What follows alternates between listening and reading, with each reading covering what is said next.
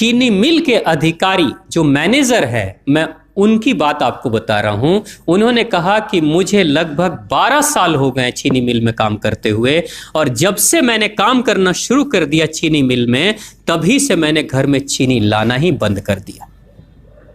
मैं तब से अपने बच्चों को चीनी खिलाता ही नहीं हूं, जबकि नौकरी से सैलरी वहीं से मिलती है, मगर चीनी नहीं। मैंने कहा कि आखिर कौन सी घटना घटी जिसके कारण से आपने ऐसा किया?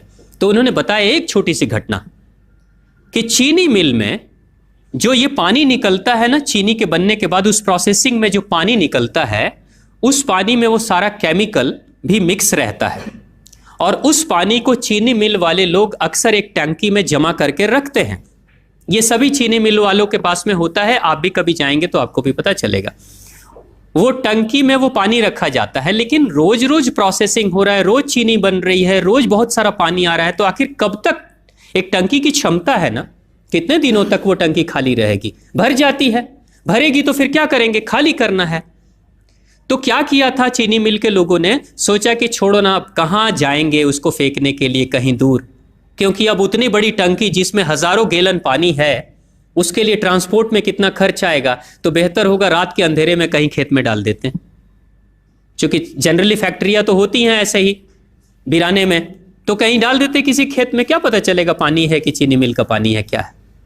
तो ये सोचकर मैनेजमेंट वाले लोगों ने रात में ही उस पानी को खेतों में छुड़वा दिया, और नतीजा ये हुआ कि उस खेत की सारी फसल जल गई, मिट्टी बंजर हो गई।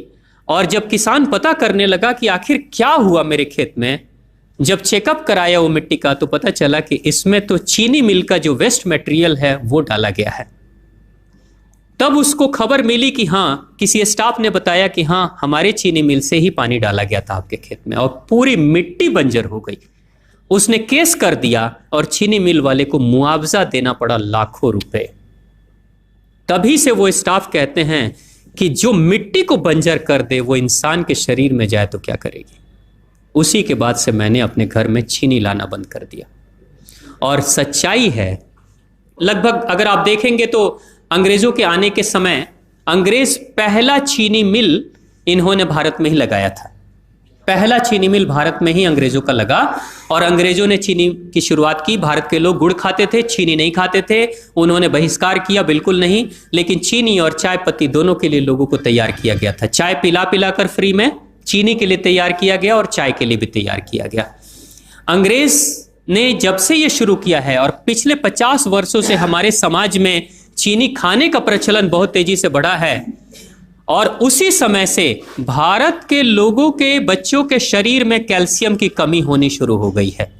अगर कोई मां, अगर कोई बहन जो गर्भवती हो, गर्भकाल के दौरान अगर चीनी का सेवन अगर कोई बहन कर रही हो, तो चांसेस ज्यादा होते हैं गर्भपात होने के।